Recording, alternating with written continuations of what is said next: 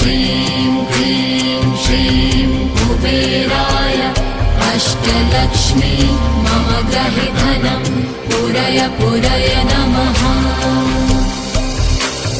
ॐ ह्रीं श्रीं क्लीं श्रीं कुबेराय अष्टलक्ष्मी मम गृहे धनं पूरय पूरय नमः। ॐ ह्रीं श्रीं क्लीं श्रीं कुबेराय अष्टलक्ष्मी मम गृहे धनं पूरय पूरय नमः।